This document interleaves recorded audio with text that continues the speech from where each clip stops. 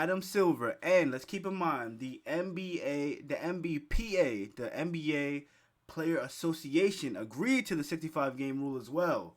To put this in place, originally it was put in place to protect the fans. Yes, it came with implications that if you do not play at least 65 games, if you don't reach that threshold, you will not be eligible to win NBA end of the season awards. Of course.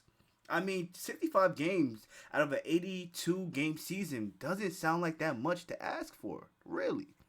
But there's been a lot of speculation. There's been a lot of talk about, man, we need to get rid of this rule. Is it perfect? In my stance, no, it's not perfect.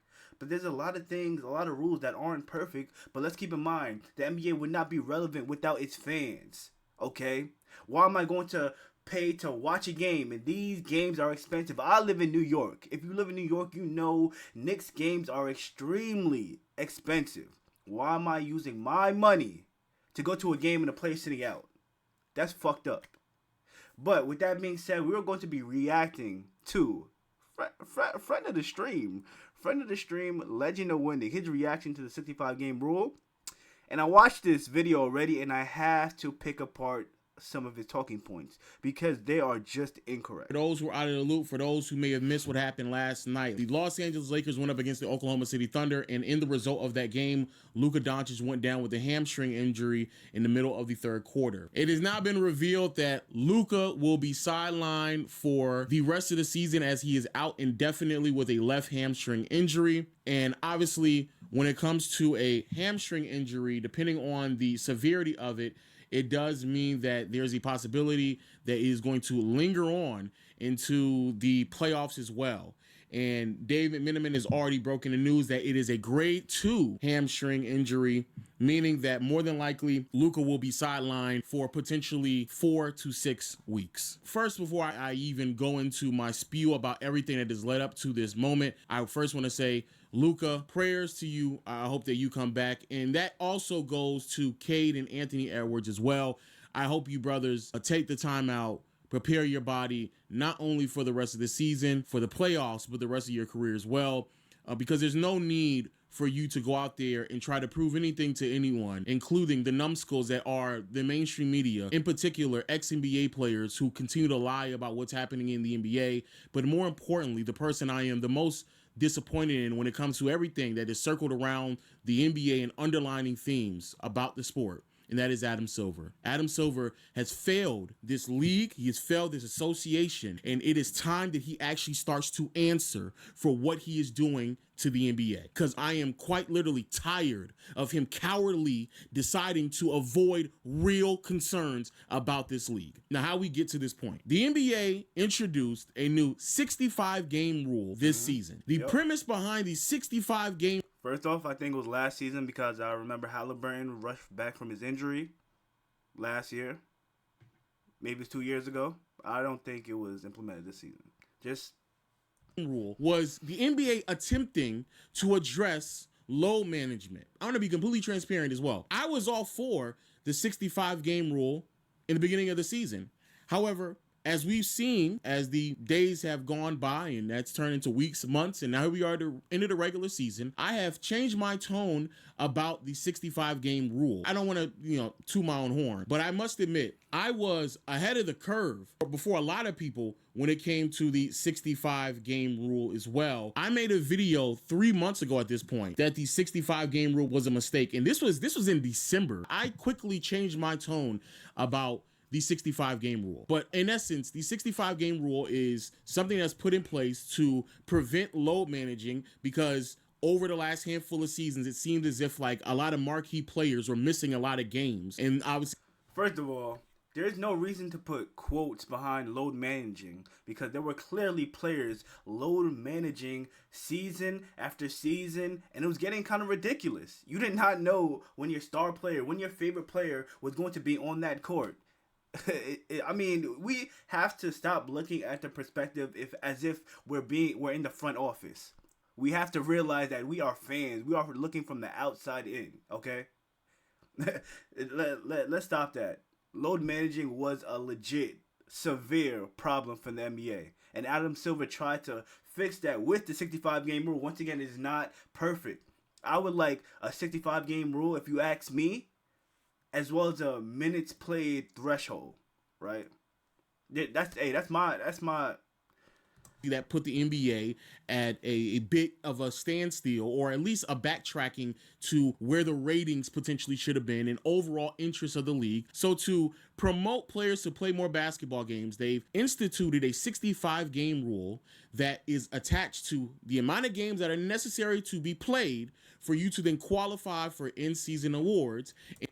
All right, know what? And the in-season awards are also attached to how much money you can make with your contracts. Now, again, on the listen, 65 games out of an 82 game season is not a lot to ask for. If a player plays 63 games, you think he should qualify? I'm with you there, brother. I am with you there. If he plays 60 games and you think he should qualify, I mean, I ain't gonna lie, I'm kind of with you there as well. But anything less than 60 games, you shouldn't qualify for end of season awards, bro. I'm sorry. I'm sorry. You get paid some of the most money out of any era of the NBA to play 82 games. It's not that much to ask for you to play 65 of them things, my brother. You make 30 M's, 40 M's, 50 M's a year. A season, I should say. Not even a year. Play them 65. Once again, it's not that much to ask for. That's why you get paid all that money.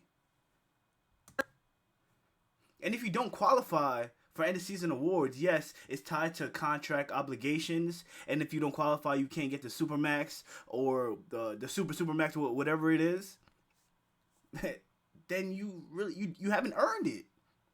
You haven't earned it. It's a badge of honor. I believe Richard Jefferson said this as well. It's a badge of honor to play that many games, reach that threshold, and continue to perform, and you get the bag. And you'll get the bag. It's as simple as that. Surface, all of that sounds fine if you are unwilling to acknowledge the real problems to why players are missing games. All right, talk to me, Lo. Why players are missing games? Let me know, bro. In the NBA, and it's not because of load managing. Now, let me first assess and explain to people why I am firm on that concept. 2 reasons. A, let's talk about the faces of load managing over the past 4 to 5 years. Ben Simmons, who's not in the NBA. Ben Simmons? Who the fuck ever said Ben Simmons was load managing? The narrative around Ben Simmons is that his mental health and he did not want to be on the basketball court. Nobody said, oh, he's load managing. Like, that was never the narrative. And realistically, his back was fucked up. I remember he had an interview with JJ Redick, and they were discussing having back surgery, and JJ Redick was like, man, I did not have that back surgery. It's really devastating. If you do end up having surgery on your back, it's hard to recover from. And Ben Simmons was asking JJ when they were talking about previous back injury. He was like, JJ, you had surgery on your back? He's like, nah. He's like, and you could see the look on Ben's face. He's like, damn, I had that surgery. Anymore, because he actually dealt with real concerns and real problems with his back because he was actually injured. Joel Embiid, who so far this season, even with this rule set in place, Joel Embiid has played a whopping 36 games. You know why? Because he's actually injured. Joel Embiid came into the league injured. I don't believe load managing was a narrative surrounding him either. I mean, he just, point blank period, he just had bad knees from the start. I don't see where you're going with this. Zion Williamson, who this season and beyond is always going to have to play basketball games, but even he more than likely will not play 65 games because he's actually injured. Yo, you handpicked these players to get your shit off, and I get it.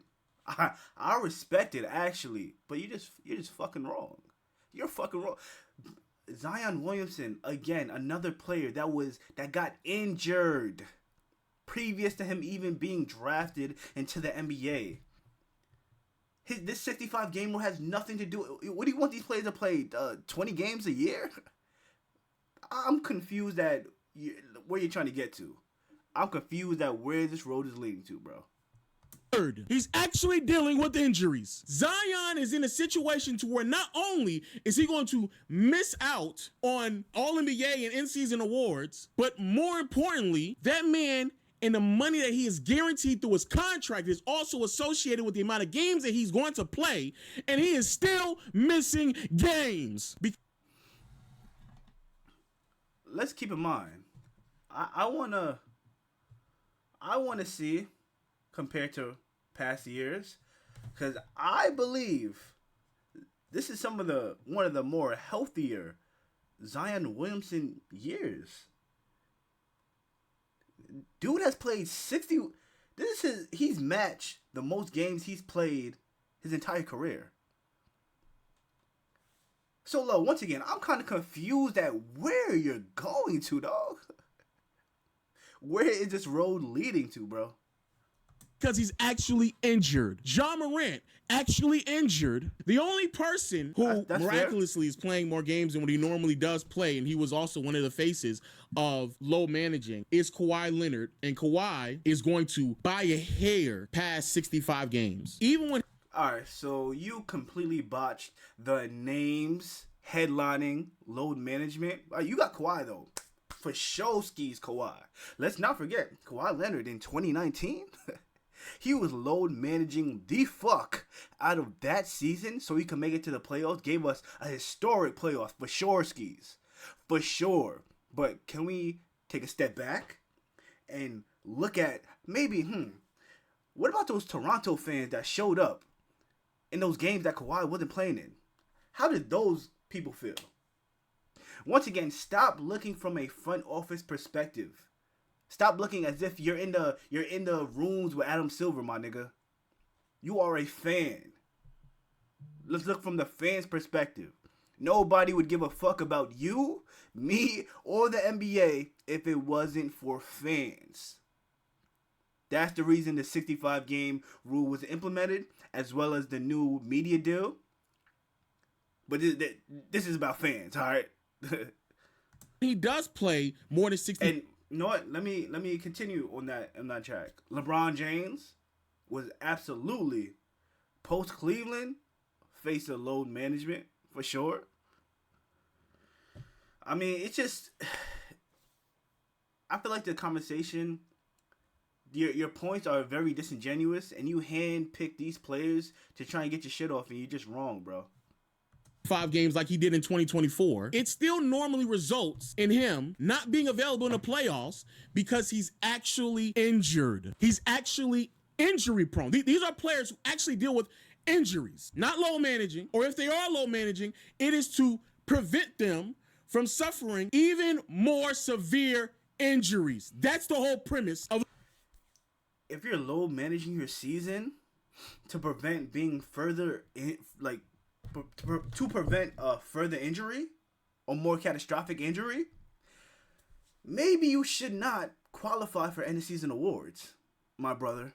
Maybe you should not qualify to get to Supermax, my brother. So your conversation is just null and void. If you want to play 40 games a year, cool. Go ahead. You're not going to get a Supermax, dog.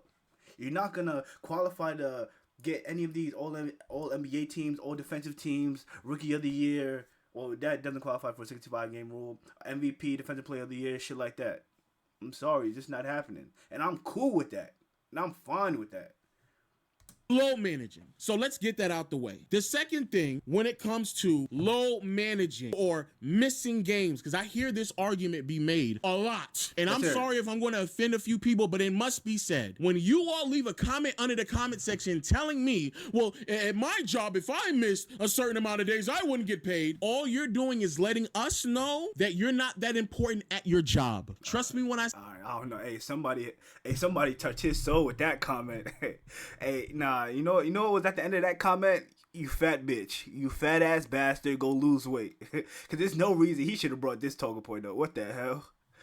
Say if you are a CEO, if you are a high-level manager, if you are a COO, if you are someone of importance, if you miss days, they're not going to just replace you or claim that you're not as valuable as someone else that is underneath you because you didn't go to work as many days as the cashier or the cart pusher or someone who's operating at the door. The store manager can miss more days than a cashier, and that means their job is still more important, though. It doesn't matter. That's real life. That is reality. So when you all say that just lets me know where you're at right now. And that's the uncomfortable truth, that there are some people at your workplace in reality that are just more important than you at getting the fucking job done. And so now let's translate that over to the NBA. Respectfully to any and everyone out there, Denny Avdia, Jalen Johnson, Brandon Ingram, Scotty Barnes, whatever fucking bullshit ass names we're about to get on the All-NBA teams that would not make it. I don't give a fuck if they play 70 games. Luca Doncic at 64 is more valuable than them. That's the reality. First of all, Danny Avdia, Jalen Johnson, Scotty Barnes was so fucking unnecessary. That was so... You should have pulled other names out your hat, dog. Because those are very important players to their team. But... that's not gonna. When I say that, I still agree with you. 64 game Luka is still more impactful than those players for sure. And if he let me just double check. If Luka Doncic played 64 games, let me just double check real quick. Luka Doncic played 64 games. He should be honored without a doubt to make an All NBA team. And end of season awards. If that one game is what's holding him back, I am with you, Lo. I'm with you. But once again, I also said the minutes played thing, the minutes played threshold as well. So that's my other solution to this, right? I'm not completely on the other side of the fence with you, but the points you are making are just bullshit. That is the fucking reality. There can be a 10-game sample size between them, and they still would not be as valuable as someone as Luca fucking Doncic. Okay, 10 games. He played 54 games. You lost me, big dog. You lost me, big dog. Come on, bro. You sound like a biased Laker fan right here. Or Anthony Edwards, or Cade Cunningham. That's the reality. It may be one that's uncomfortable, but it is the truth, and it is something that we've seen throughout the course of NBA history multiple times. I was just having an argument with this about someone the other day. I'm on Twitter, and someone told me, can you give me a list of the names of players who played fewer than 65 games and I'm a Rudy Tooty dumbass? Because the fact that we have to... Hey, one thing about this nigga funny as shit, bro. One thing about this nigga Low, when he try to get his shit off, he is funny as fuck. Sit here and be this deep in the season, and I still have to sit here and tell you niggas over and over again what the reality is. Makes no sense. It was a very, very long list of names. Here are the list of names. Hey, once that boy start raising his voice, they back the fuck up, shut up, nigga, and listen, nigga. That guy is annoying, yo. Of players who've made all NBA and played fewer than 60 or fewer games. 60 or fewer games. And this is just in the last 25 years. So here's all defensive teams, and there's Rudy Gobert DPOY 56 fucking games. Stop acting as if like that just because it happened in the past doesn't mean we should continue to do the wrong thing.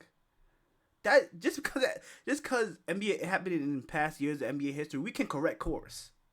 We can realize, damn, we made mistakes in the past. All right, let's continue to do something better.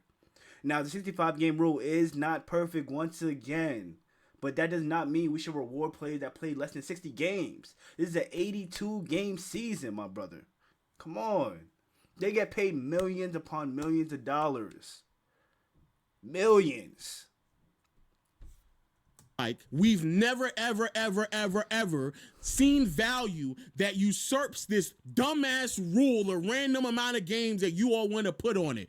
Brother, it's been several names that have all happened within the last 25 years. And if I go back even further, there's going to be several years of Charles Barkley, several years of Shaquille O'Neal, several years of Bill Walton, several years of NBA players that have proven and having evidence. And I will say this. If you're somebody like a Luca Doncic who only plays 64 games, if you're a special player, I will admit, yes, any rule should just go out the window. If you're having a special season like Luca Doncic is, yeah, just throw it out the fucking window. But it's still a good rule. Just say you should throw the whole fucking 65 game rule away. It's fucking silly. It's stupid. Motherfuckers always want to talk from a front office perspective. We are fans, nigga. We are fans. There's people that paying their hard-earned money to come to these games, and these star players aren't stepping foot on the court. That's why this shit was implemented. That they are valuable enough to their team and to the league and overall impact that they don't have to play 65 fucking games to receive some form of recognition. Let me also say this as well. The other issue that is now at stake, because when you are forcing players to play these games to reach these thresholds, it now then means you're rushing players back to play basketball games that they shouldn't be. And the whole premise of load management, remember, this was Popovich's ideology. I'm going to load manage Tim Duncan, Manu Ginobili, Tony Parker, but in particular Tim Duncan, because Duncan dealt with a problem or leg issue early on in his career. I'm going to low manage him because I need him to be prepared for playoff basketball. That was the whole purpose. I am all for preparing the players for playoff basketball, but let's not forget there is an 82 game regular season we have to get through. We can't just throw that shit away. Once again. And let's keep in mind the NBA Players Association agreed to this shit, my nigga. They agreed to it. Because they do not want to take a pay cut. You cut the season, you cut their checks. It's simple as that. It's really as simple as that, bro. If you're new, man, just hit the follow button. We are going to be reacting to some NBA content and hop on NBA 2K. To ignore the premise of load management in the first place just because you think it's the reason why the ratings are down. No, dog, y'all were fucking trash at your goddamn job and you weren't promoting the right people. That was the problem, because Embiid still ain't playing, Zion still missing games, Ja ain't fucking playing, Ben Simmons out the fucking league, and guess what? I keep bringing up those four motherfuckers. Who cares about Ben Simmons, nigga? Who cares? Zion Williamson is having one of the most healthiest seasons of his career. So take him out this conversation. John Morant is just a mess in himself, okay? Dealing from the guns to the injuries, bro. It's his play style that's keeping him injured. And he's not rushing back from anything, so I'm kind of confused as where the fuck you're where are you going? What the fuck is your point? And once again, Joel Embiid was injured from the point he entered the NBA. He was injured before he even got to the league, bro. The ratings are as high as they've ever been because you actually started to promote the right fucking names. But if you think it's a problem that niggas is going to miss primetime television in the regular season, trust me when I say it's going to be far worse when niggas are not available to play playoff games. Final 2 points. The thing that really, really bothers me with these last 2 points is that we have to stop lying and start having real conversations, because one of the bigger issues that's happening in the NBA that's plaguing the league is availability. Hold up. I just want to attack his point previously. Him saying that players are not going to be able to make it to the playoffs. And he was talking about NBA history before. Man, so many people that haven't played less than 60 games won awards. Can we talk about how many teams have won championships playing against injury-riddled teams? Can we talk about that? Because that's part of NBA history, too. It's nothing new, my nigga. It's nothing new, bro. It is players who are dealing with hamstring injuries, players who are rushing back, players who are sidelined more often than they were before. And people have thrown out suggestions to address a lot of these soft tissue injuries. Some are saying, let's lower it from 82 games to 70-something. Let's decide to need to stretch the season out a little bit more so players have more break in between. And every single time a suggestion is made to a very real concern, a lot of media members, in particular ex-NBA players, are quick to tell people, stop babying these players. And so what I'm going to say now, I'm going to be very careful about the words that I'm going to say, because at the end of the day, brother, I'm not an athlete, so I don't really know what's going on. Hey, we know, Lo.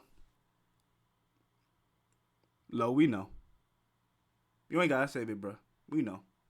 But the one thing that I will refuse to allow people, and I don't give a fuck how many years you played in the league, I will refuse to allow people to paint the picture of the reason why players are missing games is because they want to. Or the reason why they're missing games is because they're entitled. And back in my day, we played hard every night. Back in my day, we brought our pale lunch to work and we got the job done. Respectfully, back in your day, you also had Dennis Rodman who decided to not play basketball games. Back in your day, Shaq was missing. Back in your day, Charles Barkley was missing. But to those people, the two things these are professional athletes playing a chaotic, fast-paced sport. You cannot expect every single player in the NBA to be healthy throughout their careers. That's illogical. That's impossible to ask for. And you're saying these players are saying, oh, back in their day, such and such happened. Well, in today's league, the medicine is the best it's ever been. The treatment is better than it's ever been. Now, what are you going to say? It's more fast-paced? It's more fast-paced? Guys are moving all over the place? Is that your argument, my nigga? Well, guess what? The recovery is better than it's ever been. There's less back-to-backs than there's ever been. So it's silly to fucking argue. Either get paid less or play 65 games, and that's not that much to ask for. That's not that much to ask for. It's really not. It's really not. Always get frustrated with. Back in your day, we have to stop lying. You all really weren't moving around like that. Back in your day, players who were 6'9" and taller, power forwards and centers, didn't have to defend the perimeter. Back in your day, there was always a player or two that was an offensive liability, so you didn't really have to move that much. There's still defensive liabilities now, Lo. Come on, bro. Back in your day, you were not moving around and forcing your body to do the things that they are doing now. We cannot just only look at pace to determine how much activity is happening on a basketball court. Hey, the way he's speaking, you would have thought that hamstrings and Achilles never popped, never tore, never strained back in the day, bro. Never, bro. We know it is far more now than it was 10, 15, 20, 30, 40 years ago. We know that. And the recovery is better now than it was 10, 20, 30, 40 years ago. We watch the sport. We know that players are far more active now than they were 20 years ago. In this tracking data that further proves this point. But then the second thing that I always have to get on, it is scary when I hear NBA players talk about this, when they know that this same ideology is what took Derrick Rose away from us, took Grant Hill away from us, Penny Hardaway away from us, Bill Walton away from us, Larry Bird away. My nigga, players get injured. Nigga talking about that's what took Derrick Rose away from us? How the fuck did we still end up with a healthy Russell Westbrook career? Nigga? Players just get injured. That's life. Not everybody's body is built the same. Hey, bro. Sometimes we just need to snatch niggas' mics, bro. We need to snatch niggas' mics and push them in the gym, bro. I swear to God, bro. Because this shit just makes no sense, bro. From the moment I started this video, I was confused as where the road was leading to. Money, you drunk driving out here, bro. Where are we going? Away from us, so many careers have been cut short through this narrow ideology, this narrow mind state that you must play. You have to play through it all. And I'm not saying that you should or shouldn't. These are decisions that you have to make for yourself. But please, to the people out there who are hell-bent on playing through injuries, don't be quiet now when players' careers are at jeopardy. Nobody is saying play through injuries, and that's the point he's trying to make. Nobody is saying that. But if you play less than 65 games, Luca is a different conversation. He plays 64 and having a special season. He should qualify for end of season awards for sure. But if you play less than 65 games out of an 82 game season, you should not qualify for end of season awards, gang. You should not, bro. You should not qualify for a Supermax. You don't deserve that money, clearly. You should not qualify for end of season awards. There's somebody that played every single game or played more games than you, that worked harder than you, put themselves in a better position to play every single game, and they deserve the award more than you. It's point blank period. Point blank period. Whether you agree or not, that's the reality of the situation. On the line, because for whatever reason, people have convinced themselves that players are not playing through injuries when that's just a lie. Luca Doncic has been dealing with a hamstring strain for the last 2 weeks now. Before the game happened, they knew that he was dealing with a hamstring injury. They knew it already. And yet he still decided to play basketball. Respectfully, none of you all have no idea what any of these athletes... If that's the case, we still have to give Luca end of season awards. Once again, I keep saying this is my third, fourth, fifth time saying this. Luca deserves the end of season recognition. He's having a special year. And in cases like a Luca Doncic that doesn't meet that 65 games because he only plays 64, he still should qualify for end of season awards 100,000%. If I'm Adam Silver, for guys that are having special seasons, whatever kind of points per game or whatever kind of threshold you want to put that at, there needs to be like a 5-game like grace area. 5-game grace area.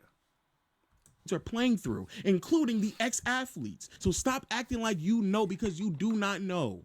You don't. But a lot of these people that I am talking about and talking to, I am almost willing to ignore them, because at the end of the day, they do not make the rules. They are media members, they are fans that unfortunately have shaped the narrative of what the reality is. And it has gotten so much bad PR and publicity around the concept of load managing that people are now convincing themselves that these players are actually willing and they want to sit out of basketball games, as if like it's not to preserve their body for postseason basketball, for them to play as many basketball games throughout the course of their careers. And why that is always important to acknowledge the difference between fans and media and the person who's at charge is because the person at charge has a final say so. And so when I hear, or when I saw Adam Silver say this a couple of weeks ago, I'm not ready to say that it's not working. It is working. I'm not ready to say, because there is a sense of unfairness for one player, that the rule doesn't work. Adam Silver, my brother, what are you talking about? One player? First of all, I'm not ready to say it don't work. I'm not ready to say that shit at all. In fact, in the case of Wembanyama specifically, he's making it he put an emphasis on playing every single game down the stretch so he can qualify for MVP. And I like that. Not only do I like that, I'm pretty sure that anybody that's buying these end of season tickets to watch the Spurs likes that as well. You have to stop. You're saying, oh man, these people are media members and fans. Nigga, you're a fan too, gang. You're a fan too. What bothers me most is that some of these NBA YouTube personalities, these niggas got crazy egos, bro. Crazy egos, and it's insane to watch. Even at that time, it was not a one-player issue. That's a lie. That is a bold-faced lie. And as someone who has been handed the league at its absolute best, outside of maybe the MJ era, when you got handed the NBA as a commissioner, you got handed the NBA at a point in time where the ratings were seeing some of the highest numbers it had seen ever. The healthiest the league had ever been. Ever. You were handed the league at a point in time where it was revolutionizing to a new era of basketball, with another face to pair alongside LeBron James and Stephen Curry. And 10 years later, brother, you have pissed away this league so much so that I cannot hold my tongue back anymore. You are telling me that you believe it's far more important to be concerned with bad teams playing bad and tanking than it is to actually address the gambling concerns, than it is to actually address the Kawhi Leonard and aspiration concerns that you are still too cowardly enough to actually talk about. And when it comes to the health and well-being... Whoa, Adam Silver, you kind of cooked you right there, my boy. Hey, Barnacle boy, kind of cooked you right there, my boy. But look, keep in mind, these are probably legal issues that he literally cannot speak on publicly yet. Just keep that in mind. It's my 2 cents. Might be wrong, might be right. I don't know. Of the actual NBA players that you, in some capacity, should be representing. You're pissing it away and talking about how it was only a one player concern. That is just a lie. The NBA is dealing with a real problem where their players are not available to play basketball games, and your thought process was, well, Charles Barkley tells me that they just don't want to play, so I'm going to force them to play. So fine, Adam, you got what you wanted. All NBA teams that will not fucking matter at all. I don't give a fuck about the All NBA team this year. Anytime anybody talks to me about the 2026 season, I'm gonna. Yeah, he just mad. He just mad, Luca. I ain't gonna lie, we done with this video because this nigga just glazing Luca, bro. Because if Luca Doncic don't make an All NBA team, he gonna crash out. We're done here. I've seen enough. I don't need to watch no more of this shit, nigga.